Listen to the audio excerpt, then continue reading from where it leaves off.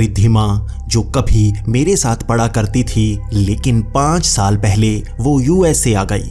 उसके बाद वो यहाँ के एक शहर बॉस्टन में बस गई, लेकिन 5 साल बाद भी उसे मेरी पूरी तरह से याद थी और हमने शादी कर ली। शादी करने के बाद वो मुझे भी अमेरिका ही लाना चाहती थी और मैं भी यहाँ पहुँच ही गया। लेकिन बॉस्टन में काफ़ी खर्च हो रहा था और अब हमें एक घर लेना था।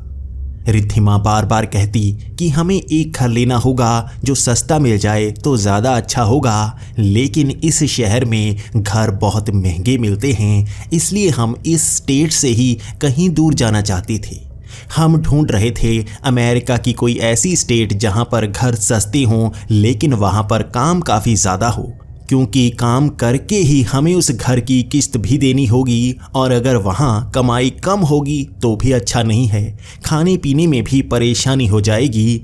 और अंत में हमें एक स्टेट मिली जिसका नाम था वर्जीनिया। वहाँ के एक शहर में हमें सस्ते घरों का पता चला था और हम वहीं पर मूव होना चाहते थे। रिद्धिमा बॉस्टन में भी प्रॉपर्टी एजेंट का काम करती थी और उसने कहा था इंटरनेट पर उसने एक ऐसा नंबर ढूंढा है जो वहाँ वर्जीनिया में भी एक शहर ब्लैकस्टोन में प्रॉपर्टी एजेंट का काम उसे दे सकता था। वही उसे सस्ता घर भी दिलाने वाला था। तो रिद्धिमा बहुत ज़्यादा खुश थी। हम वहीं पर शिफ्ट होने वाले थे और यहाँ पर सामान ले जाने में भी खर्च बहुत ज़्यादा होता है, इसीलिए यहाँ पर हमने सामान कम खरीद रखा था। हमने एक पिकअप गाड़ी भी खरीद रखी थी जिसमें सारा सामान लाद कर हम वहीं पर शिफ्ट होने के लिए निकल पड़े। हमने सब बात कर ली थी, हमने फंड भी कुछ आधार पर ट्रांसफ़र कर दिए थे और अब हम सारा सामान उस घर में रखवा देते और इसी के साथ वहाँ रिद्धिमा को काम भी मिल जाता। हम बहुत खुश थे और यहाँ से वहाँ पहुँचने में लगभग 15 घंटे का सफ़र था। हमने वो सफ़र आराम से ही तय कर लिया और ब्लैकस्टोन यहाँ काफ़ी छोटा सा शहर था, लेकिन हमें काम में अच्छे पैसे मिलने वाले थे। रिद्धिमा ने कहा था ये बड़ा शहर है, लेकिन यहाँ पर पहुँचने के बाद हमें पता चला ये शहर बड़ा नहीं है, लेकिन इसके आसपास और बड़े शहर ज़रूर मौजूद थे। यहाँ पहुँचने के बाद उसका नंबर नहीं लग रहा था और हमें बहुत ज़्यादा बेचैनी होने लगी। कहीं उसने हमें धोखा तो नहीं दे दिया, ये सोचने के बाद यहाँ होटल में हमने एक कमरा ले लिया और हमने अपनी गाड़ी बाहर ही खड़ी कर दी थी। सारा सामान उसी गाड़ी में था, लेकिन ऊपर से बांधा हुआ था। यहाँ पर चोरी का तो डर नहीं होता, लेकिन फिर भी खुले में हम कितनी देर तक उस गाड़ी को खड़ा करे रखते। उस होटल के कमरे में बैठे रिद्धिमा बहुत ज़्यादा परेशान थी और उसे फ़ोन लगाए जा रही थी।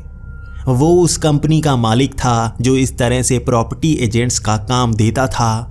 उसका कोई ख़ास ऑफिस नहीं था, फिर भी रिद्धिमा ने उस पर भरोसा कर लिया था।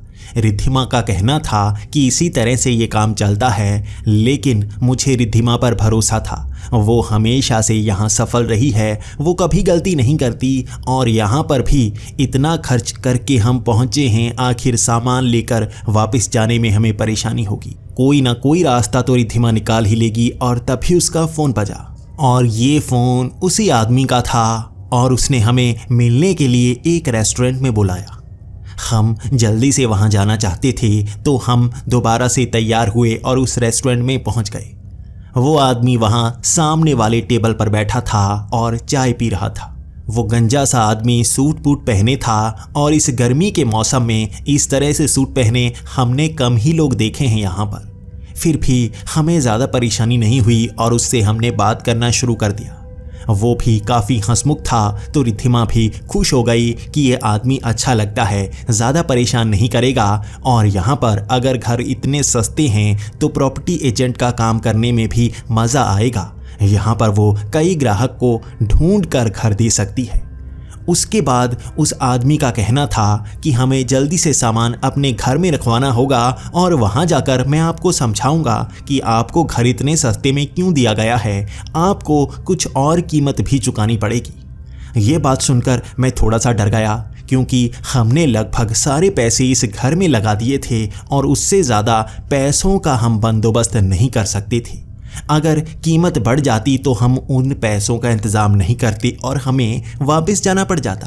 लेकिन बातों बातों में उस आदमी ने बताया कि हमें और पैसे नहीं देने होंगे, बल्कि उन घरों में, उस कॉलोनी में कुछ खास काम करने पड़ते हैं। अगर हर कोई वो काम करता है तभी वहाँ पर रह सकता है, उसके बिना वहाँ पर किसी को रहने नहीं दिया जाता। और रिद्धिमा ने फ़ोन पर हाँ कर दिया था, इसीलिए वो भी मान गया था। तो इसके बाद मैंने भी हाँ कर दिया और वो आदमी हमें लेकर चल पड़ा उस कॉलोनी की तरफ। हमारी गाड़ी उसकी गाड़ी के बिल्कुल पीछे जा रही थी और वो शहर के सुनसान सी इलाके में जाने लगा। मैं सोच रहा था आखिर ये कॉलोनी इस तरफ कैसे हो सकती है। इस तरफ तो कोई घर बने हुए हमें पता ही नहीं था। यहाँ पर रिहायशी कॉलोनियाँ तो दूसरी तरफ हैं, तो ये हमें किस तरफ ले जा रहा है। आगे जाते जाते जैसे जंगल सा शुरू हो गया था। यहाँ पर कोई घर नज़र नहीं आ रहा था और ये सड़क भी बड़ी अजीब सी थी। बड़े तीखे मोड़ आ रहे थे और मैं थोड़ा थोड़ा डर रहा था। जैसे ही मोड़ आता मुझे महसूस होता मेरा दिमाग हिल रहा हो। आंखों के सामने से पेड़ हिल जाते और मैं एकदम से ब्रेक लगा लेता। तभी रिद्धिमा पूछती, आखिर बार बार मैं गाड़ी को रोके क्यों जा रहा हूँ। तो मैंने उसे बताया कि मुझे लग रहा है मुझे चक्कर आ रहे हैं, पेड़ मुझे हिलते हुए दिख रहे हैं। तो रिद्धिमा ने कहा, मुझे भी कुछ ऐसा ही लग रहा है।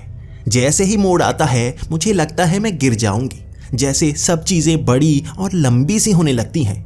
मैंने कहा, बिल्कुल मुझे भी कुछ ऐसा ही लग रहा है। और वो आदमी गाड़ी लेकर आगे निकल गया था। मोड़ के आगे वो नज़र नहीं आ रहा था, तो मैंने भी गाड़ी और तेज़ कर ली ताकि बिल्कुल उसके पीछे पहुंच जाऊं। मैं गाड़ी तेज़ करके उन घुमावों से निकल रहा था। भले ही मुझे चक्कर आ रहे थे, लेकिन मैं उस आदमी को ढूंढना चाहता था।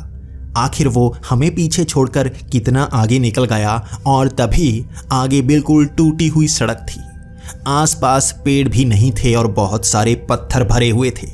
उस टूटी सड़क से आगे निकलना बिल्कुल नामुमकिन सा लग रहा था और उसके बिल्कुल आगे साफ सड़क थी, जहां पर वो आदमी गाड़ी खड़ी करके बाहर निकला हुआ था और हमें इशारा कर रहा था कि आपको इस तरफ आना ही होगा। मैंने भी इधर से इशारा किया। यहाँ इन पत्थरों के ऊपर से मैं गाड़ी ले जाऊंगा कैसे, और ये सड़क टूटी हुई है, यहाँ से दोबारा हम शहर में कैसे आया करेंगे। यहाँ से निकलना तो बहुत मुश्किल भरा है। वहाँ नीचे थोड़ा सा पानी भी भरा हुआ था और उस आदमी ने इशारा किया, इस तरफ से निकल सकते हो, ये पानी ज़्यादा गहरा नहीं है और इसके ऊपर से आराम से निकल जाओगे।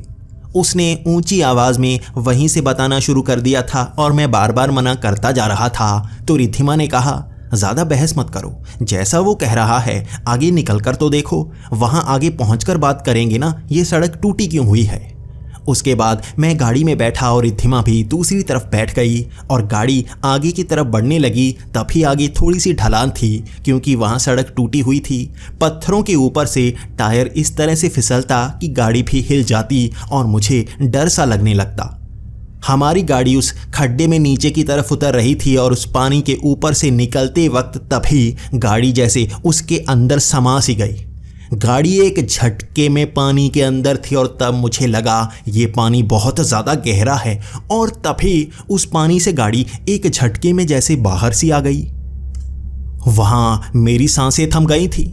मुझे एक बार के लिए लगा था ये कोई बड़ा सा खड्डा है जिसमें गाड़ी समा गई है और यहाँ से हम निकल नहीं पाएंगे, लेकिन वो झटका अजीब सा था। हम उस पानी से बाहर भी थे और गाड़ी उस खड्डे से निकली और अगली सड़क तक पहुँच गई। मैं पूरी गाड़ी को गीला देख रहा था और तभी मैंने डर कर कहा, हम तो उस खड्डे में समा गए थे ना, तो बाहर कैसे निकल आए। तब उस आदमी ने कहा कि यहाँ इन पेड़ों में घुमाव ऐसे हैं, इसके पत्ते हिलते हैं, कहते हैं इसमें एक ऐसी महक है जो बिल्कुल शराब की तरह नशा कर देती है और आपको ऐसा लगता है कि कुछ हो रहा है, जबकि खास कुछ होता नहीं। इसके बाद मेरा सवाल था कि ये टूटी हुई सड़क है, हमें शहर जाने में परेशानी होगी, हम कैसे जाया करेंगे, क्या इस खड्डे से हर रोज़ निकलना होगा। तो उस आदमी ने कहा कि यहाँ पर सड़क की रिपेयर बहुत जल्दी हो जाती है। ये खड्डा इसलिए पड़ा है कि कल रात यहाँ पर आंधी चली थी, उसके बाद कुछ पेड़ गिरे जिस कारण ये खड्डा बन गया। कहते हैं कि ज़मीन के नीचे अच्छी तरह से मिट्टी नहीं भरी गई थी, जिसलिए ये सड़क नीचे की तरफ बैठ गई और एक ही दिन में इस सड़क को बिल्कुल ठीक कर दिया जाएगा। अभी सुबह का वक्त है इसलिए लोग आए नहीं हैं, वरना अब तक रिपेयर का काम शुरू हो चुका होता और 4-5 घंटे में इस सड़क को बिल्कुल रिपेयर कर दिया जाता। इतना कहने के बाद वो आदमी दोबारा से गाड़ी में बैठ गया और कहने लगा, चलो जल्दी से कॉलोनी की तरफ चलते हैं, घर देखते हैं, तुम्हें बहुत मज़ा आएगा बड़ा सा घर देखने में। इसके बाद हम भी गाड़ी में बैठ गए और उसके पीछे जाने लगे। आगे फिर से वैसे ही घुमाव आते जा रहे थे और समझ में ही नहीं आ रहा था हम जा कहाँ पर रहे हैं। एक ही सड़क थी जो आगे की तरफ बढ़ रही थी, फिर भी इस तरह से घुमाव दिए गए थे कि आगे कुछ नज़र नहीं आता। कहीं पर छोटे पेड़ लगाए गए थे तो कहीं बड़े पेड़ लगाए गए थे। उनके बीच से निकलते हुए आभास भी बिल्कुल अलग सा हो रहा था और हमारी सेहत भी जैसे काफ़ी ख़राब सी लग रही थी। बार बार मुझे भी चक्कर आते और रिद्धिमा भी कहती उसका सर हिल सा रहा है। और तभी हम कॉलोनी में जैसे पहुंच ही गए। सामने सड़क के पार काफ़ी सारे घर नज़र आ रहे थे और हर घर बिल्कुल दूसरे घर जैसा बनाया गया था। यहाँ पर सफाई इतनी ज़्यादा थी कि मन मंत्र मुग्ध हुआ जा रहा था। हर घर बिल्कुल एक जैसा, वहाँ घरों के डिज़ाइन भी बहुत अच्छे थे और लाल रंग की छत बिल्कुल एक समान लग रही थी। घर काफ़ी बड़े बड़े थे और आगे भी गार्डन बनाया गया था और नज़र आ रहा था घरों के पीछे भी काफ़ी जगह खाली छोड़ी गई थी। यहाँ पर ज़्यादा घुमाव नहीं थे, बिल्कुल सीधी सीधी सड़कें थी और उन घरों के सामने से निकलते हुए हमें कई मोड़ पार करने पड़े और ऐसा लग रहा था हम वापस घूमकर जैसे वैसे ही सड़क में पहुँच जाते हों।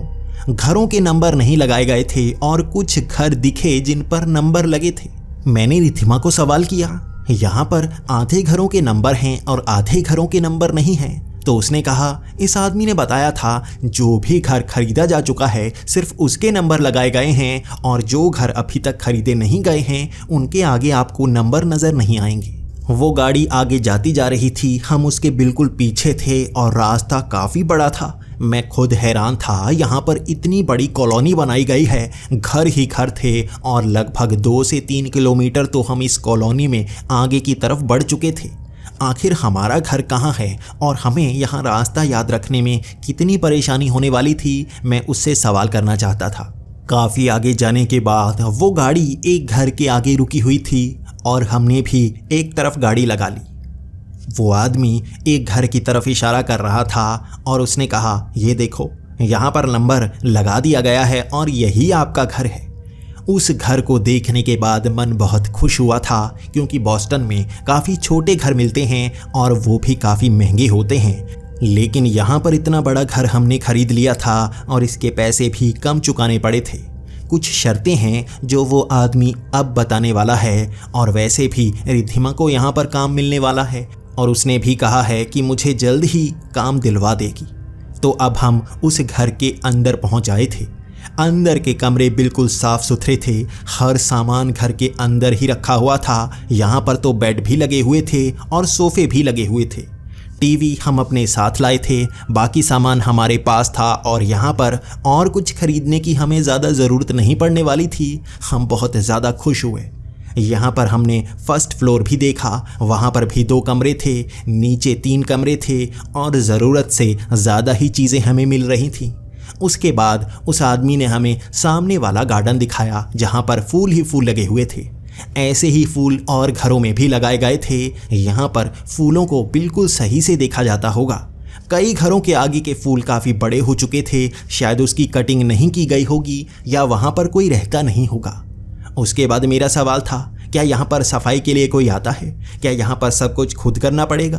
तो उस आदमी ने कहा, अपने घर की सफाई और गार्डन की सफाई खुद करनी पड़ती है। यहाँ पर सामान देने के लिए सुबह के वक्त एक गाड़ी आती है, आपके घर के आगे खाने पीने का और दूध का सामान रख कर चली जाएगी। उससे ही आप कुछ मांग भी सकते हैं, उसके सिवा कोई गाड़ी नहीं आती। हर घर की संभाल खुद रखनी पड़ती है। उसके बाद वो आदमी घर के हमें पीछे ले गया था जहाँ पर काफ़ी सारी फसल लगी हुई थी, बड़े बड़े पेड़ लगे हुए थे जिन पर काफ़ी सारे फल लगे हुए थे। मैं फलों को पहचान नहीं पा रहा था। बड़े बड़े गेंद के आकार के फल भी थे, काले रंग का फल भी लगा हुआ था। कैसे कैसे फल लगे थे मुझे तो पता ही नहीं था। वो काफ़ी बड़ी जगह थी जहाँ पर काफ़ी सामान था, सब्जियाँ थीं, फसल लगाई गई थी, बेलें लगी हुई थी, अंगूर लगे हुए थे, खाने पीने का सभी सामान तो पीछे लगाया गया था। और उस आदमी ने तब बोलना शुरू किया, यहाँ पर शर्त यही है, यहाँ आपको पीछे इन चीज़ों की संभाल रखनी होगी, यहाँ फसल भी उगानी होगी और उसे पैक करके आपको आगे रख देना है, गाड़ी आएगी वो ले जाया करेगी। यही शर्त है इस सस्ते घर की, आपको पीछे की पूरी देखभाल खुद ही करनी पड़ेगी। इसका फ़ायदा ये होगा कि ना तो आपका बिजली का खर्च आएगा और ना ही घर पर आने वाला और कोई खर्च आएगा, वो बिल्कुल फ्री होगा। इसे सुनकर मैं थोड़ा सा खुश भी था और मुझे अजीब सा भी लग रहा था। हमें ऐसा काम भी करना पड़ेगा, लेकिन चलो इसके फ़ायदे भी तो होने वाले हैं। उस आदमी ने यह भी कहा, यहाँ पीछे की जो ज़मीन है ये बहुत ज़्यादा उपजाऊ है। आप यकीन नहीं करोगे, 6-6 महीने में लगने वाली फसल एक रात में उग जाती है। यहाँ ज़मीन ऐसी है और किसी को इसके बारे में ज़्यादा पता नहीं है, हम इसका पूरा इस्तेमाल कर रहे हैं। उसके बाद रिद्धिमा ने उस आदमी से सवाल किया कि मैं काम पर कब से आ सकती हूँ? तो उस आदमी ने कहा, आप घर से ही काम कर सकती हैं, इन चीज़ों को संभाल सकती हैं और उसके बाद हम आपको बताएंगे कि कब आपको कस्टमर से मिलना है। फ़ोन आएगा और आप जा सकती हैं, उसके सिवा आपको यहीं पर रहना होगा तो अच्छा होगा। रिद्धिमा थोड़ा सा हैरान थी क्योंकि यहाँ रहकर वो ज़्यादा काम नहीं कर पाएगी, लेकिन वो सवाल भी नहीं करना चाहती थी। उसने कहा, यहाँ घर मिलने के बाद आसपास काम ढूंढने का काम हमारा ही हो जाएगा, इसलिए इसे ज़्यादा परेशान नहीं करेंगे। वो आदमी वहाँ से हमें घूरता हुआ देखता जा रहा था। हमें वो आज काफ़ी अजीब सा लगा था। यहाँ इतनी गर्मी में भी हमारे पसीने छूटे हुए थे और उसने सूट पहना हुआ था, फिर भी उसे ज़रा सा भी पसीना नहीं आ रहा था। वो बिल्कुल फ्रेश नज़र आ रहा था जैसा पहले दिखा था। उसके बाद उसने अपनी गाड़ी ली और वो वहाँ से निकल पड़ा। हम यहाँ रेस्ट करना चाहते थे तो हम घर के अंदर आ गए। हम उस रात बड़े आराम से सोए थे और अगली सुबह जब हम उठे तो घर से बाहर आ गए। हम देखना चाहते थे आसपास के घर में कोई रह रहा है या नहीं। मैं बाहर सैर के लिए निकला था और मैं काफ़ी आगे तक सैर करने चला गया। आसपास किसी घर पर कोई नंबर नहीं लगा हुआ था। मैं काफ़ी आगे तक निकल आया था, लेकिन यहाँ पर चौराहे बिल्कुल एक जैसे हैं, सड़कें बिल्कुल एक जैसी हैं और घर भी एक दूसरे की नकल नज़र आते हैं। इसलिए मैं ज़्यादा आगे नहीं निकलना चाहता था, कहीं मैं घर ही भूल गया तो क्या होगा। मैं आगे तक निकल आया और मुझे एक घर के आगे एक नंबर लगा हुआ मिला। मैं वहाँ जाकर बेल बजाना चाहता था ताकि उनसे बात कर सकूं। यहाँ आसपास रहने वाले बहुत कम लोग हैं और जितनी ज़्यादा जान पहचान बनाई जा सके उतनी अच्छी होगी।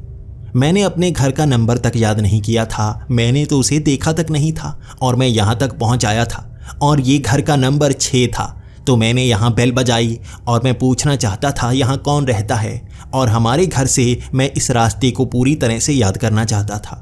मैं बेल बजाता गया और अंदर से किसी लड़की की आवाज़ आ रही थी कि मैं आती हूँ, 1 मिनट रुको।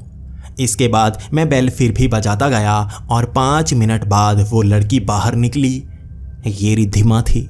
मैं बिल्कुल हैरान हो गया। रिद्धिमा भी मुझे देखकर कह रही थी, तुम बार बार बेल क्यों बजाए जा रहे थे? मुझे लगा कोई यहाँ पर आया है, कोई पड़ोसी होगा, लेकिन ये तो तुम हो। तुम तो सैर के लिए गए थे, यहाँ इतनी जल्दी क्यों आ गए? तुम तो काफ़ी समय तक सैर करते हो। मैंने उससे कहा, मैं यहाँ कैसे पहुँच गया? मैंने बार बार एक ही टर्न थोड़े ना लिया है कि मैं यहाँ घूम कर आ जाऊँ। मैं तो अलग अलग टर्न लेकर काफ़ी आगे तक निकल गया था। आखिर मैं अपने घर के आगे कैसे पहुँच गया? मुझे कुछ समझ में नहीं आया। मैं सड़क में पीछे देखता जा रहा था कि यह कैसे हो सकता है। फिर मैंने रिद्धिमा को कहा कि मैं वापस जाकर आता हूँ, मुझसे कहाँ पर गलती हो गई मैं समझना चाहता हूँ। मैं पीछे की तरफ मुड़ गया था और वहीं जाना चाहता था जहाँ से मैं आया हूँ। कैसे मैं घूमा ये देखना चाहता था, लेकिन वो सड़क बिल्कुल एक जैसी थी, वो घर बिल्कुल एक जैसे थे। हर घर का गार्डन बिल्कुल एक जैसा लग रहा था। कुछ घरों की सफाई दिख रही थी तो कुछ की नहीं थी। तो मैं फिर से पीछे की तरफ चल पड़ा। मैं उन्हीं घरों के सामने से निकल रहा था जो देखने में पहले घरों जैसे ही लग रहे थे। मैं कुछ मोड़ पर मुड़ा और वापस अपने घर के आगे पहुंच गया। ये कैसे हो सकता है? मैं उतने घुमाव ले ही नहीं चुका था। आखिर मैं यहाँ कैसे पहुँच सकता हूँ? रिद्धिमा अब भी बाहर मुझे देखे जा रही थी। कुछ तो अजीब है इन घरों में। ये रास्ते कुछ बदले बदले से लगते हैं। ये हमें भ्रम सा पैदा करते हैं, जैसे हम घूमकर वहीं पर पहुँच जाती हूँ। अब मैं थोड़ा सा थक गया था क्योंकि काफ़ी चल चुका था मैं, तो घर के अंदर आ गया और मैंने सोचा चलो आज थोड़ा सा आराम करता हूँ। मुझे लगता है कल घूमने के कारण ज़्यादा परेशानी हुई होगी और उन जंगलों के बीच से निकलते हुए भी मुझे चक्कर आ रहे थे।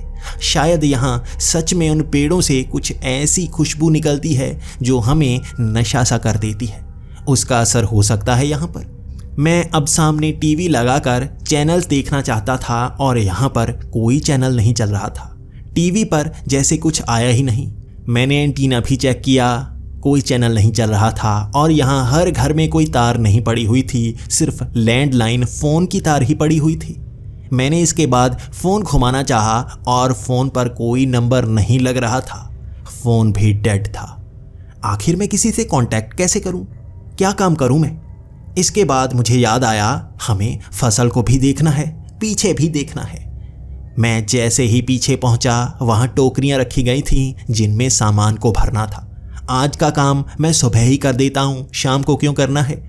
इसके बाद मैं फलों को तोड़कर उन टोकरियों में भरने लगा। मैं फसल को भी जल्दी से काट रहा था। छोटी सी मशीन दी गई थी जो फसल के ऊपर से घुमाते वो बड़े आराम से उनमें से दानों को अलग कर देती और फसल को एक जगह पर इकट्ठी करके बांध देती।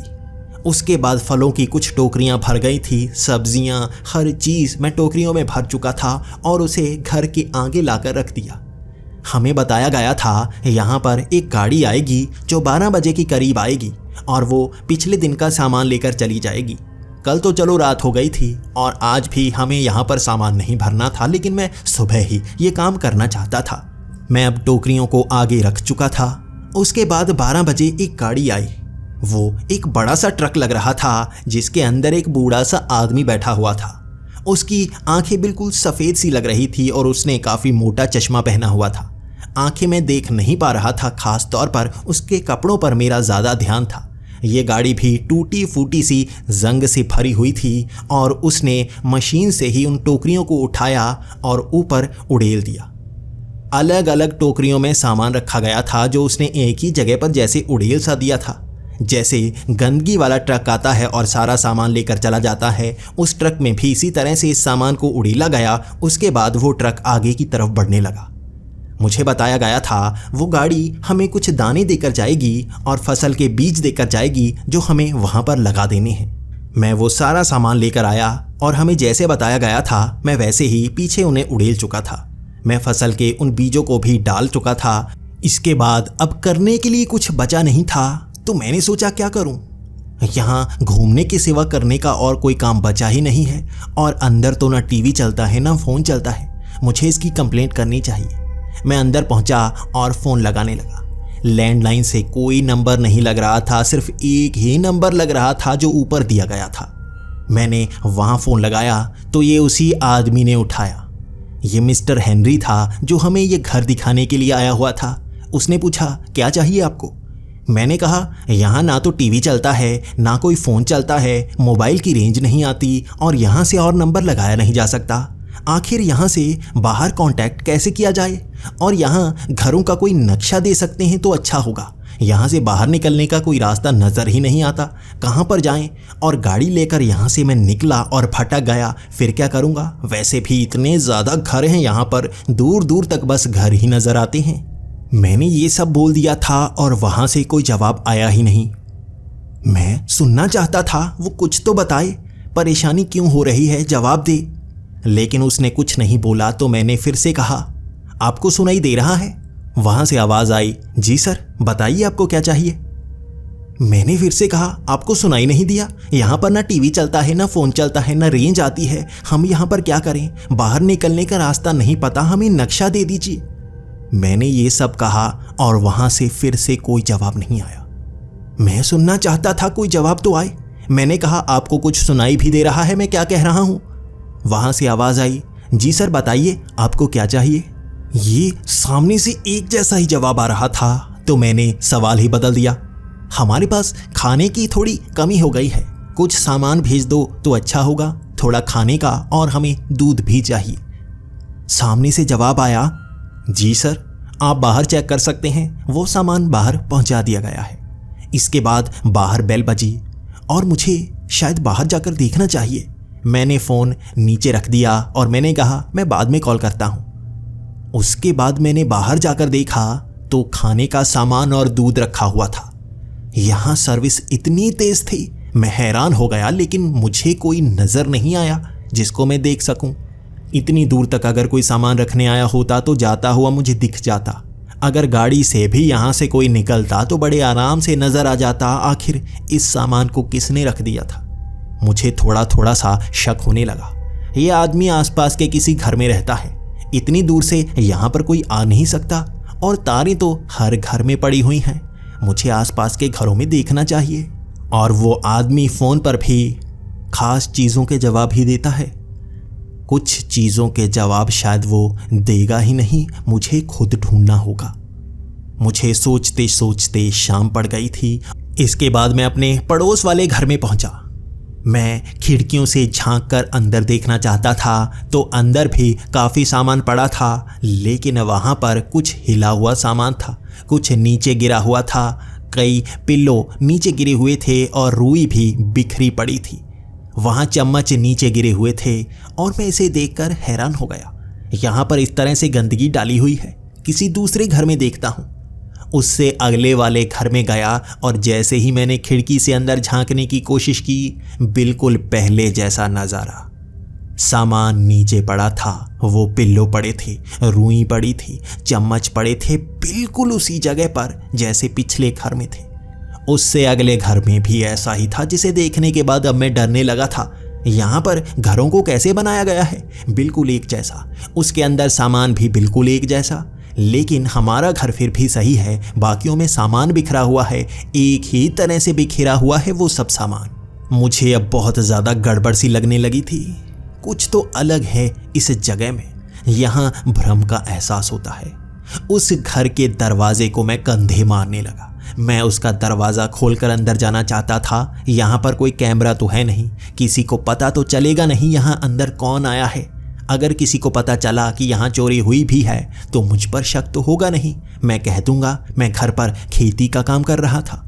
मैंने बड़ी मुश्किल से उस दरवाजे को खोला और जैसे ही उस दरवाजे को खोलकर मैं अंदर गया, मेरे पैरों तले ज़मीन खिसक चुकी थी। हर सामान अपनी जगह पर था। नीचे गिरे हुए चम्मच, वो पिल्लो वहाँ थे ही नहीं, जैसे उठाकर किसी ने अपनी जगह पर वापस रख दिया हो। हर कमरे में जाकर देखा मैंने, पहले जैसा आभास था ही नहीं यहाँ पर। मैं भागकर खिड़की पर आया। मैं खिड़की से अंदर झांकने लगा। हर सामान नीचे पड़ा था, वो पिल्लो, वो चम्मच, वो रुई बिखरे पड़े थे। लेकिन खिड़की से ऐसा नज़ारा नज़र आता है, अंदर जाकर ये बदल कैसे जाता है। मैं घबराने लगा था और यहाँ थोड़ा थोड़ा अंधेरा सा होने लगा था। सूरज डूबने वाला था और दोपहर जैसी रोशनी नहीं थी। मैं अपने घर को देख पा रहा था। यहाँ से काफ़ी आगे आ गया था मैं। यहाँ मुझे डरने की ज़रूरत तो नहीं। तभी मैंने घर के अंदर खिड़की से किसी को चलते हुए देखा। वो एक परछाई सी थी जो धुंधली सी थी। उन रुई को इधर उधर हिलाती हुई वो एक तरफ निकल गई। उसके बड़े बड़े बाल बिल्कुल काले से थे, लेकिन एक चीज़ थी, वो इंसान नहीं हो सकता। मैं भागकर उस दरवाजे के पास गया। मैं उसे देखना चाहता था, लेकिन दरवाजे के अंदर देखते ही मैं हैरान हो गया। वहाँ कोई नहीं था। सामान फिर से अपनी जगह। उस खिड़की से ऐसा नज़ारा नज़र आता है, लेकिन अंदर पहुँचते ही वो जैसे गायब सा हो जाता है। मैं भागकर एक बार दोबारा से खिड़की से देखना चाहता था और मैंने देखा वो काला साया खिड़की पर आंखें गाड़े बाहर की तरफ देख रहा था। उसकी वो सफ़ेद सी आंखें देखते ही मैं पीछे जा गिरा। मेरे अंदर तक डर बैठ गया था और मैं अपने घर की तरफ भागने लगा। मैंने देखा वो दरवाज़ा धड़ाम करके बंद हुआ, जिसकी आवाज़ काफ़ी दूर तक गूंजी थी। मैं तेज़ी से भागने लगा। मुझे डर था वो आत्मा मेरे पीछे ना पड़ जाए। वो इंसान नहीं था, वो धुएं जैसा, काली परछाई जैसा था कुछ। क्या था वो? मैं भागता हुआ अपने घर के अंदर आ गया। मैंने दरवाजे की कुंडी भी लगा ली। मेरी बीवी मुझे देखकर डरी हुई थी। उसने कहा, आखिर क्या देख लिया तुमने? कहाँ गए थे? कहीं घूमने के लिए गए थे? मैंने उससे कहा, नहीं, मैं आगे उस घर को देखने गया था, क्या वहाँ पर कोई रहता है? मुझे यहाँ गड़बड़ लगती है। मैंने फ़ोन किया था उस आदमी को, वो कोई जवाब देता नहीं। तो मेरी बीवी ने कहा, मैंने भी फ़ोन किए थे, वो सिर्फ खास बातों का जवाब देते हैं। यहाँ पर अगर हम कुछ मांगते हैं तो वो देते हैं, लेकिन जवाब नहीं देते। उसके बाद हम सोफे पर बैठे एक दूसरे से सवाल किए जा रहे थे। यहाँ से हमें एक बार बाहर निकलना होगा, बाहर लोगों से बात करनी होगी, आसपास हमें पड़ोसियों को ढूंढना होगा, क्योंकि उनसे बात करके ही हमें पता चलेगा यहाँ पर चल क्या रहा है, ये कैसी कॉलोनी है, कितनी बड़ी है, यहाँ कोई आता जाता नहीं, और अगर हमें कोई कुछ कर दे तो हम क्या करेंगे, कहाँ भागेंगे? हमें तो रास्ता भी नहीं पता। तो मेरी बीवी ने कहा, कल सुबह यही करेंगे, हम दोनों चल पड़ेंगे आगे की तरफ। यहाँ आसपास किसी न किसी पड़ोसी को ढूंढकर ज़रूर रहेंगे, हमें ढूंढना होगा कोई। हम लगभग 9 बजे तक बातें करते रहे थे। उसके बाद बाहर से थोड़ी थोड़ी आवाज़ें आ रही थी। हम बाहर जाकर देखना चाहते थे वो आवाज़ें कहाँ से आ रही हैं। हम बाहर निकले, स्ट्रीट लाइट्स जल रही थीं, लेकिन आसपास कोई नज़र नहीं आ रहा था। हम इधर उधर देखते रहे। तभी मेरी बीवी ने कहा, वो ऊपर आसमान में देखो। मेरी नज़र ऊपर पड़ी तो हम दोनों डर चुके थे। आसमान में जैसे परछाइयाँ हवा में उड़ती हुई निकल रही थी, और ये सफ़ेद रंग की थी। वो इंसानों की आत्माएं लग रही थी, और इतने सारे थे, वो आसमान भरा पड़ा था। वो एक तरफ से उड़ते हुए दूसरी तरफ जा रहे थे, और मैंने ऐसा नज़ारा ज़िंदगी में कभी नहीं देखा था। सफ़ेद रंग की वो रोशनियाँ, जिनकी आँखें भी थीं, इधर उधर झांक रहे थे, और तभी उन सब की आँखें हम दोनों पर गड़ गईं। वो धुएं की तरह इधर उधर हिलते हुए आगे बढ़ रहे थे, कुछ जैसे नीचे उतरने की कोशिश कर रहे हों और हमारी तरफ जैसे हाथ बढ़ा रहे हों। उनके हाथ एकदम से लंबे से हो जाते, और हम दोनों डरते हुए अपने घर के अंदर जा घुसे थे। यहाँ पर कुछ तो गड़बड़ है, यहाँ कोई भूत प्रेत रहते हैं जो हमें नज़र आते हैं। ये घर कैसे हैं? हमें उस आदमी को फ़ोन करना चाहिए। मैंने जल्दी से फ़ोन उठाया, उस आदमी को फ़ोन घुमा दिया। उसके बाद बहुत सारी रिंग्स बजी, और उस आदमी ने आखिरकार फ़ोन उठा ही लिया। मैंने उससे सवाल किया, यहाँ पर हमें प्रेत नज़र आते हैं, कोई पड़ोसी नहीं है, वहाँ पर प्रेत आत्माएं रहती हैं, तुम्हें हमारी मदद करनी होगी। वहाँ से जवाब आया, बताइए सर, क्या चाहिए आपको? मैंने कहा, हमें लगता है यहाँ ये आत्माएं हमें नुकसान पहुँचा सकती हैं, हमें यहाँ से बाहर निकलना है, हमें ये घर नहीं चाहिए, हमें यहाँ से बाहर निकाल दो। वहाँ से आवाज़ आई, बताइए सर, क्या चाहिए आपको? मैंने फ़ोन रख दिया था। मैं समझ गया था वो हमारी मदद नहीं करेगा। इन सवालों के जवाब हमें कहीं से नहीं मिलने वाले। हम डरे हुए एक कोने में बैठे हुए थे, और बाहर से वो अजीब सी आवाज़ें आती जा रही थीं। वो आत्माएं आसमान से जैसे निकले जा रही थी, और हम घबराए हुए वहीं बैठे रहे। पूरी रात वहीं पर हमने निकाल दी, और सुबह उठकर हमने निर्णय कर लिया था, हमें यहाँ से बाहर निकलना होगा, हमें यहाँ से जाना ही होगा। हमने कुछ सामान निकाला, हम घर से बाहर निकले, और हम रास्ता ढूंढने के लिए आगे बढ़ चले। हम कभी इस तरफ मुड़ते तो कभी उस तरफ मुड़ते। हम किसी न किसी पड़ोसी को ढूंढना चाहते थे, और यहाँ से दूर निकल जाना चाहते थे। इस कॉलोनी से बाहर निकलकर ही हमें बचने का रास्ता ढूंढना पड़ेगा। वो जंगल, हमें उस जंगल में पहुँचना होगा। उस टूटे रास्ते से आगे ही वो शहर है। हम आगे की तरफ बढ़ते रहे। वो सड़कें एक जैसी थीं, वो घर भी बिल्कुल एक जैसे थे।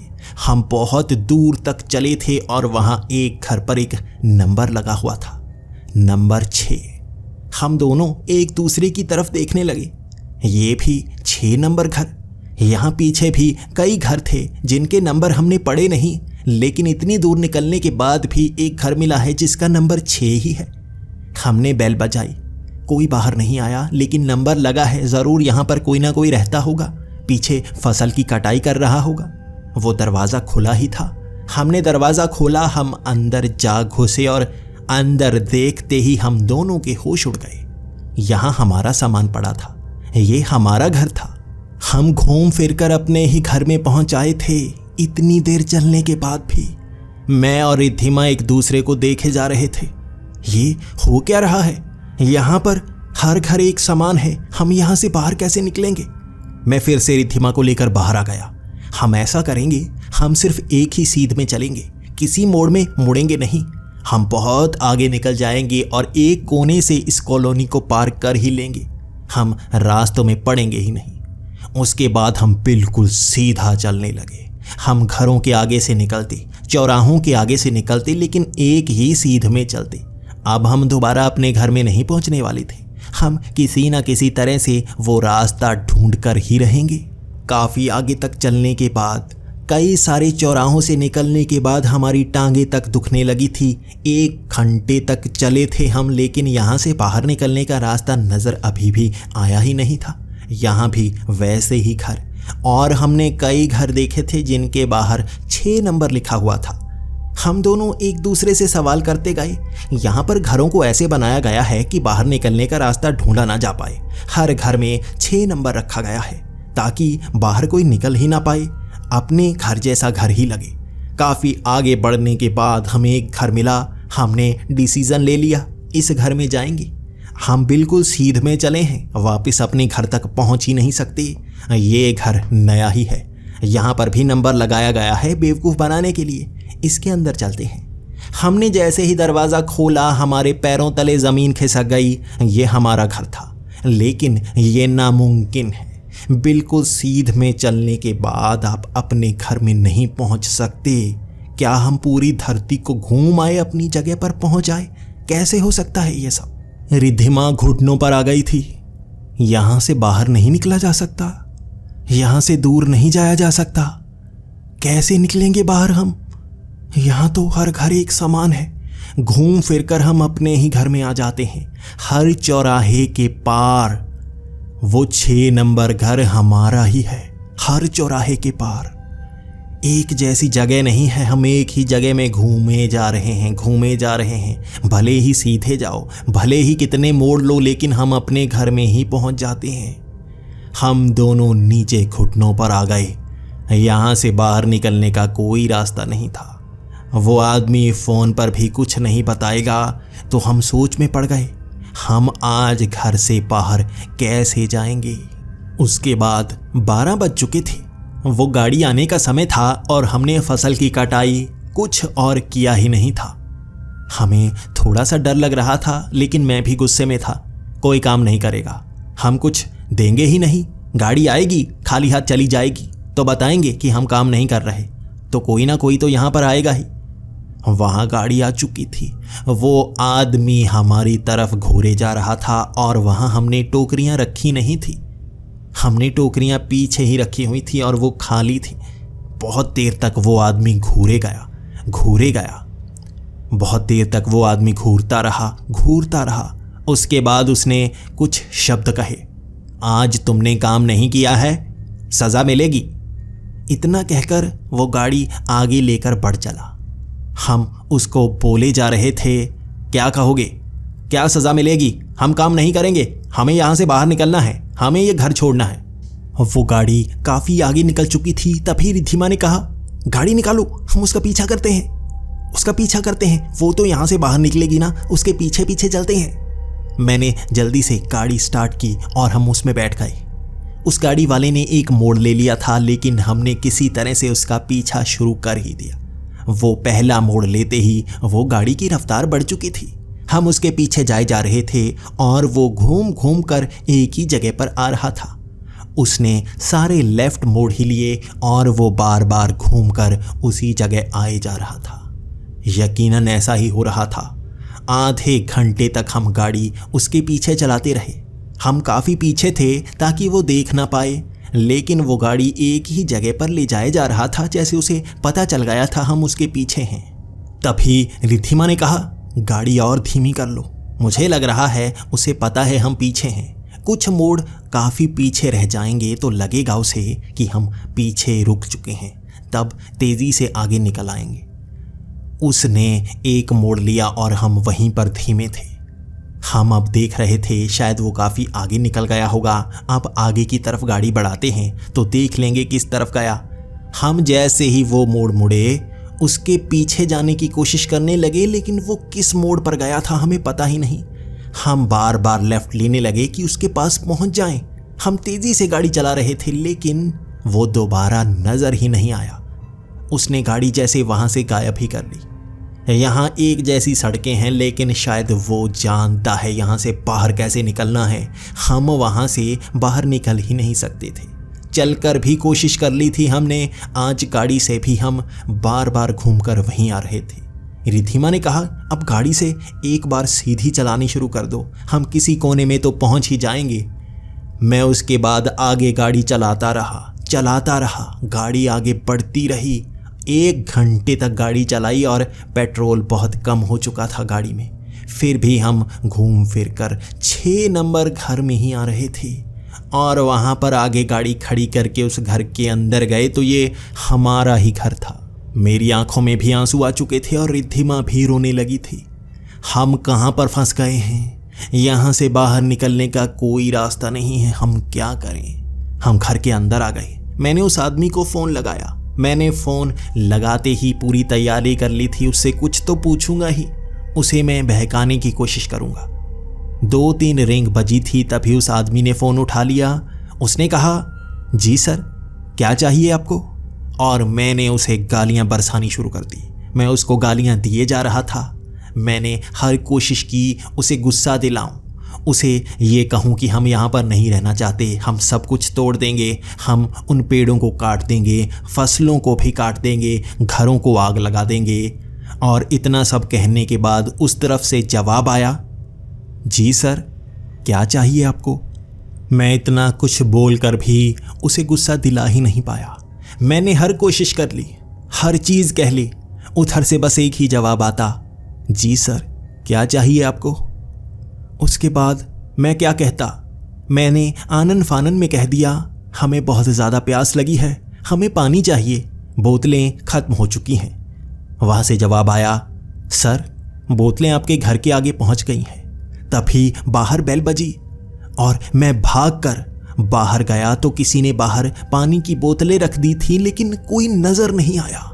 मैं इधर उधर भागने लगा किसी को ढूंढने के लिए, कौन ये काम करके चला जाता है, लेकिन वहाँ कोई नज़र नहीं आया।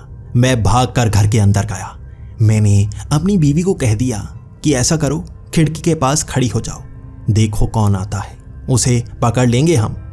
मैंने फिर से फ़ोन उठाया, उसे फ़ोन घुमाया और मैंने कहा, मुझसे गलती हो गई, मैं उसके साथ ही कुछ खाने का सामान भी मंगवाना चाहता था, सिर्फ पानी मंगवा लिया, माफ़ कर दीजिए। वहाँ से जवाब आया, सर, खाने का सामान बाहर पहुँच चुका है। इसके बाद जैसे ही बेल बजी, मैंने अपनी बीवी की तरफ इशारा किया, कौन है? मेरी बीवी ने हाथ हिला दिया, कोई बाहर नहीं है। मैंने कहा, बाहर नहीं है, खिड़की से कोई बाहर नज़र नहीं आ रहा, देखो तो बाहर सामान रखा है। उसने कहा, हाँ, सामान वहाँ पर अपने आप आ गया, कोई नज़र नहीं आया। मैं अब निराश होकर बैठ गया था। बाहर सामान तो आ जाता है, लेकिन रखने वाला नज़र नहीं आता। यहाँ से बाहर निकलने का कोई रास्ता नहीं है। फ़ोन पर हम रास्ता ढूंढ नहीं सकते। हम एक ऐसी जगह पर कैद हो गए थे जहाँ से बाहर निकला ही नहीं जा सकता। और अब अंधेरा हो चला था, रात का समय हो गया था और अब बाहर से थोड़ी थोड़ी आवाज़ें आने लगी थी। ये आसमान से निकलने वाली वो आत्माएं होंगी। कैसी जगह है ये धरती का कोई कोना नहीं लगता, जैसे हमें किसी दुनिया में कैद कर लिया गया हो।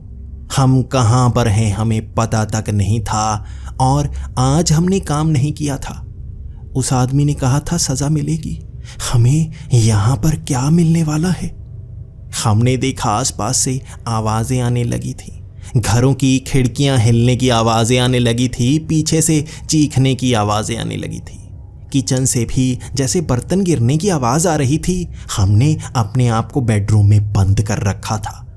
लोगों के चलने की आवाज़ आ रही थी, हमें डर लग रहा था, क्या ये हमारी मदद के लिए आए हैं या हमें सज़ा देने के लिए आए हैं? थोड़ी देर बाद दरवाजे पर खटखटाने की आवाज़ें आने लगी। हमारे इस बेडरूम की जो खिड़की थी उससे बाहर देखा जा सकता था और बाहर जलती हुई लाशें नज़र आ रही थी जो ज़मीन को नोच रही थी। उसके बाद उन्होंने खिड़की को तोड़ने की कोशिशें शुरू कर दी। हमारी चीखें निकले जा रही थी और तभी उन्होंने उस दरवाजे के आर पार जैसे हाथ निकाल लिए थे। वो दरवाज़ा टूट चुका था और हमें भयानक चेहरे नज़र आ रहे थे उस टूटे हुए दरवाजे से जो अंदर घुसने की कोशिश कर रहे थे। वो हमें जैसे मार देना चाहते थे। वो अंदर एक एक करके आने लगे। वो टूटे हुए दरवाजे से जितना निकल पाते वो निकलते, कुछ के हाथ निकल पाते तो कुछ का आधा धड़ निकल पाता, और वो टूटे फूटे से शरीर आगे की तरफ बढ़ रहे थे और कटे फटे शरीर वाले वो प्रेत हमारे बहुत करीब आ गए थे। ज़मीन से भी हाथ निकल रहे थे जो हमारी टांगों, हमारे हाथों को पकड़े जा रहे थे और हमारे खरोंचों के निशान शरीर पर पड़ चुके थे। वो दर्द असहनीय हो रहा था। हम बेड पर चढ़ चुके थे। दीवारों से भी काले रंग के हाथ निकल रहे थे जो हमें नोचने की कोशिश कर रहे थे। हमारे एक छोटे से कमरे के अंदर इतनी भीड़ भर गई थी जो इंसानों की नहीं थी। वो हमें नोच नोच कर मार देना चाहते थे और हम चीखे जा रहे थे। हमने अपनी आंखें बंद कर ली और उस भीड़ ने हमें जैसे दबोच रखा था। उसके बाद एक झटके में वो जैसे वहां से गायब ही हो गए। हमारे शरीर पर कोई खरोंच के निशान नहीं थे। वो बिल्कुल ठीक हो चुका था। हमने देखा आसपास हमारे साथ हुआ क्या, और वो दरवाज़ा भी ठीक हो चुका था। वो खिड़की भी बिल्कुल सही थी। क्या हमें एक भ्रम हुआ था? उसके बाद फिर से वो आवाज़ें आने लगी। वो चीखने की आवाज़ें, वो खुरचने की आवाज़ें, खिड़की टूटने की आवाज़ें, दरवाज़ा टूटने की आवाज़ें। वैसा ही माहौल फिर से बनने लगा था। वो भीड़ फिर से दरवाजे के अंदर आने लगी थी। हमने अपनी आंखें बंद कर ली और माहौल फिर से पहले जैसा ठीक हो गया। अगर हम अपनी आंखें खोलेंगे तो वो हमें जिंदा नहीं छोड़ने वाले। पूरी रात आंखें बंद कर निकाली थी हमने। सुबह की रोशनी भी हम देख नहीं पा रहे थे। हमने 10 बजे आंखें खोली। हम बीच बीच में आंखें खोलते और आवाज़ें आना शुरू हो जाती तो हम महसूस करते रात का ही वक्त है। उजाले में भी हिम्मत नहीं हो रही थी ज़्यादा समय तक आंखें खोलने की, और 10 बजे हमने आंखें खोली और मन में डर था। हमें वो फसल को काटना होगा, हमें वो फल इकट्ठे करने होंगे, वरना अगली रात भी ऐसी ही निकलने वाली है। मैं जल्दी जल्दी से फसल को काटने में लग गया। एक ही रात में वो सच में फसल निकल आती थी। पीछे कल रात ऐसे ही हुआ था और मैं पीछे जाकर देख ही नहीं पाया था। 2 दिनों में इतनी फसल बढ़ चुकी थी, सारे फल लग चुके थे और मैंने सारी टोकरियां भर दी, फिर भी फल बाहर गिरे जा रहे थे। मैं जल्दी से भागकर टोकरी आगे रख चुका था और अभी 10:30 का समय था। 12 बजे वो गाड़ी आने वाली थी। आज हमें तैयारी करनी होगी यहाँ से निकलने की। कोशिश तो हम पूरी करेंगे, किसी तरह से यहाँ से बाहर निकल पाएंगे हम। इसके बाद मैंने अपनी बीवी को कहा, मैं छत पर चढ़ूँगा। उसके बाद मैं आसपास देखने की कोशिश करूँगा कितने घर कितनी दूरी पर है। आज छत पर हमें चढ़ना होगा। मैं पाइप के सहारे छत पर चढ़ूँगा। तुम इस कॉलोनी से आगे निकल जाना, काफ़ी आगे पहुँच जाना। आगे पहुँचने के बाद मैं ऊपर की तरफ लाइट मारूँगा। मैं एक पटाखा जलाऊँगा जो ऊपर तक जाएगा। तुम देखना कितनी दूर से नज़र आता है और हमारा असली घर कहाँ पर है, बाकी आसपास के घर असली हैं या नहीं। उसके बाद मेरी बीवी चलती हुई उस चौराहे से भी आगे निकल गई। मुझे वो नज़र नहीं आ रही थी। मैंने अपनी आंखें पीछे की तरफ घुमाई तो पीछे वाली चौराहे से वो चलकर इधर आती हुई दिख रही थी। वो पीछे देखे जा रही थी। मैंने इधर से आवाज़ लगाई, तुम इधर से आ गई, तुम तो उधर गई थी। उसने कहा, मैं बिल्कुल सीधी चलती रही थी। चौराहे को पार करते ही फिर से यहीं पर पहुंच जाते हैं हम, और तुम अब भी छत पर चढ़े हुए हो। यहाँ कुछ तो है जो घूम घूम कर हम यहाँ पर आ जाते हैं। मैंने वो पटाखा ऊपर की तरफ चलाया। मेरे होश उड़ गए थे। चारों तरफ दूर दूर ऊपर चलते हुए मुझे पटाखे नजर आ रहे थे। हर घर के ऊपर से निकलता हुआ वो पटाखा, वो रोशनी, ऊपर छोटा सा कोई बैठा हुआ इंसान, वो मैं ही था। मैं अपने इतने रूप दूर दूर तक देख पा रहा था, चारों तरफ देख पा रहा था। मैं निराश उस छत से नीचे उतर आया था। मैं जान गया था कुछ और किया नहीं जा सकता। उसके बाद मेरे दिमाग में एक प्लान आया। मैंने उन टोकरियों से फल निकाल दिए। उनके ऊपर थोड़े थोड़े फल रखे थे और उन टोकरियों में छिपकर हम दोनों बैठ गए।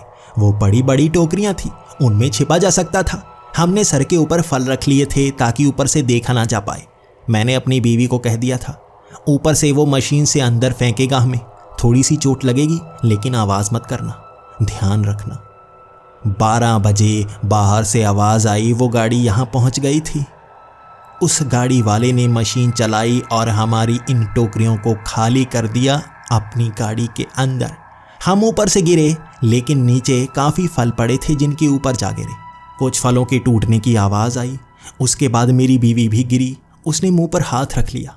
उसके घुटने पर थोड़ी सी चोट लगी थी लेकिन उसने खुद को संभाल लिया और अब ये गाड़ी आगे की तरफ बढ़ने लगी थी। मैंने अपनी बीवी को इशारा कर दिया था नीचे झुकी रहना, उसे पता ना चल पाए हम इस गाड़ी में हैं। अगर ऐसा हुआ तो हम बाहर नहीं निकल पाएंगे, हमारा एक ही मौका है। वो गाड़ी अब आगे की तरफ बढ़ने लगी। जब भी वो मोड़ ले रही थी हमें पता चल रहा था उसने बस 3-4 मोड़ ही लिए और शायद घुमाव वाले मोड़ लिए होंगे। उसके बाद वो गाड़ी रुक चुकी थी। इतनी नज़दीक ही रुक गई, ये दूर नहीं जाती, पास में ही रुकती है। उसके बाद गाड़ी से आदमी निकला और मैंने भी अपना सर निकाल कर ऊपर की तरफ देखा। वो गाड़ी हमारे घर के आगे ही रुकी थी। आखिर यहाँ पर ये क्या कर रहा है? उसके बाद उसने जो किया, हमारे होश उड़ गए। उस आदमी ने हमारे घर के आगे जो गार्डन है उसकी मिट्टी के अंदर अपनी उंगलियां गाड़ी और कागज़ की तरह मिट्टी ऊपर की तरफ उठा दी। उसके नीचे काले रंग का एक रास्ता सा नजर आ रहा था, एक सीढ़ियां सी नजर आ रही थी। वहां जैसे काले रंग का थोड़ा थोड़ा पानी था। उस आदमी ने उस गाड़ी को हाथ लगाया ही था और कागज की तरह वो गाड़ी जैसे उसके हाथ में आ गई, वो पेपर बन गई थी और हम दोनों जमीन पर आ गिरे थे। उस आदमी की नज़र जैसे ही हम पर पड़ी, उसका जैसे चेहरा उतर सा गया और उसने उस मिट्टी को ऊपर की तरफ किया। जल्दी से उन सीढ़ियों में उतरा और मिट्टी को दोबारा से जैसे लगा दिया। बस थोड़ी सी मिट्टी वहां पर रह चुकी थी।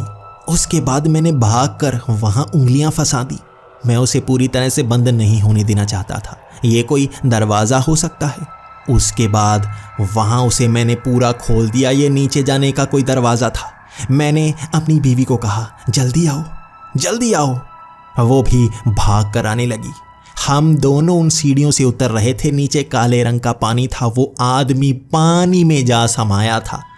हमें भी वैसा करना होगा, यहाँ से बचने का और कोई रास्ता नहीं है।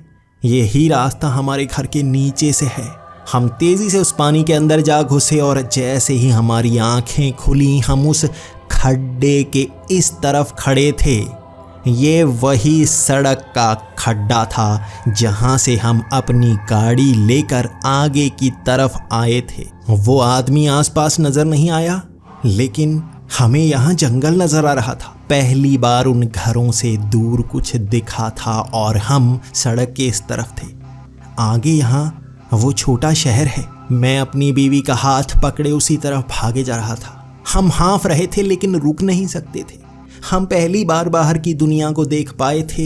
हमें लगा था हम वहीं पर मर जाएंगे, लेकिन ज़िंदगी अभी बची थी। भागते हाँफते हमें सामने कुछ लोग नज़र आए और आंखें चमक गई थीं। हम बच सकते थे। हम उनको कहने लगे, हमें किसी ने किडनैप कर लिया था, हमें बचा लो। वहाँ लोगों की भीड़ लग गई। वो हमें अस्पताल ले गए जहाँ पर पुलिस को भी बुलाया गया। हमारी सेहत थोड़ी ख़राब लग रही थी, हम बीमार लग रहे थे। वहाँ पुलिस वालों से बात करते करते हमें सच्चाई का पता लगना शुरू हो गया।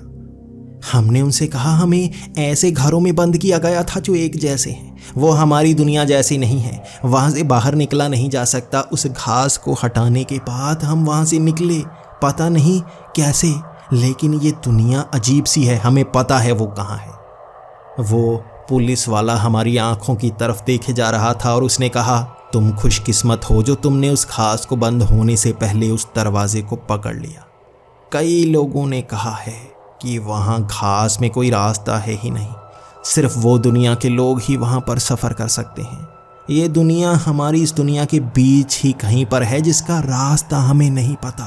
कुछ लोगों को वहाँ बंदी बना दिया जाता है और 50-60 साल बाद बचकर बूढ़े होकर आते हैं वो और बताते हैं हमें कैद किया गया था। हम आज तक उस जगह को ढूंढ ही नहीं पाए हैं। वहाँ हज़ारों की संख्या में लोगों को कैद करके उनसे काम करवाया जाता है। ये कौन सी दुनिया है? क्या ये एलियन है? क्या ये भूत प्रेत है? इसका जवाब तक किसी को नहीं पता है। पुलिस वाला खुद हमें बेचैन महसूस हो रहा था। वो भी जानता था वो मदद नहीं कर पाएगा, कोई मदद नहीं कर पाएगा। 3 दिन बाद हम उसे उस सड़क पर लेकर गए थे जहाँ से घुमावदार मोड़ आते हैं। उसने गाड़ी में हमें वो जगह दिखाई। वहाँ एक भी मोड़ नहीं था। वहाँ जंगल इतना घना है ही नहीं, वैसा रास्ता मौजूद ही नहीं है। वहाँ कोई खड्डा है ही नहीं जिसमें पानी भरा हो और कोई रास्ता बना हो। वो जगह मौजूद ही नहीं है जहाँ हमें कैद किया गया था। हमें उसके बाद उस शहर में छोड़ दिया गया। हम दोबारा उस जंगल में नहीं जाना चाहते थे। शायद ही हम उस जगह पर कभी पहुँच पाएं। हमें ये शहर छोड़ना होगा। पिछले 50 से 60 सालों से पुलिस वाले उस जगह को ढूंढने की कोशिश कर रहे हैं।